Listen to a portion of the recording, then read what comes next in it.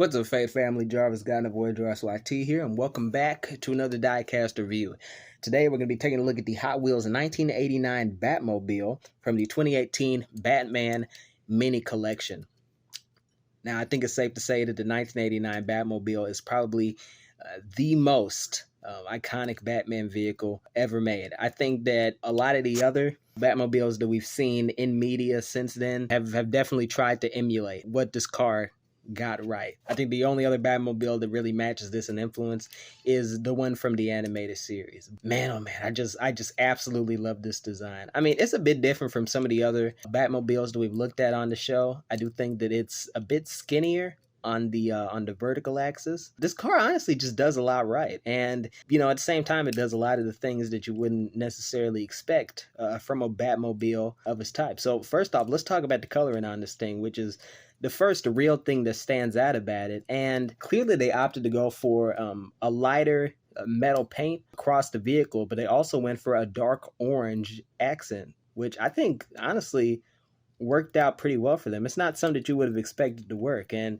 if a lesser mind were designing this, they probably just would have slapped yellow on this, because yellow is a color that's more identifiable with Batman.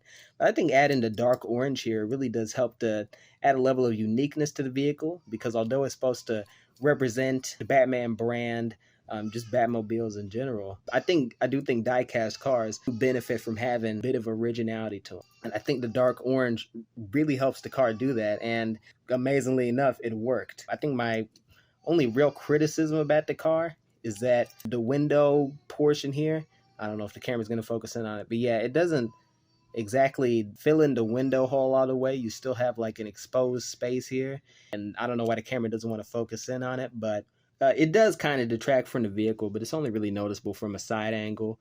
And I think from that weird manufacturing error, the overall design of the car was pretty well executed. And I really do like the color scheme on it, even if it is simple, and even if it is a bit of a deviation from the norm.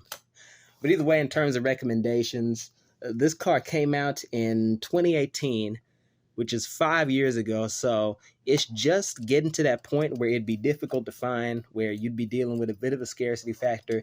But I still say that this is worth picking up, as long as you can get it for a fair price, maybe under $3. This is a really unique Batmobile, even if it's built on a base that we've all seen before and that we probably all have in our collections, because really it seems like you can't collect Hot Wheels without having a couple Batmobiles in your collection.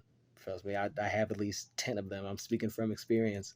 But yeah, if you're going to get any Batmobile, this is honestly the one to get, aside from the Batman 2022 one, because that one is absolutely goated. It was only in the movie for like maybe 15 minutes, but it still it still reigns supreme, at least in my heart.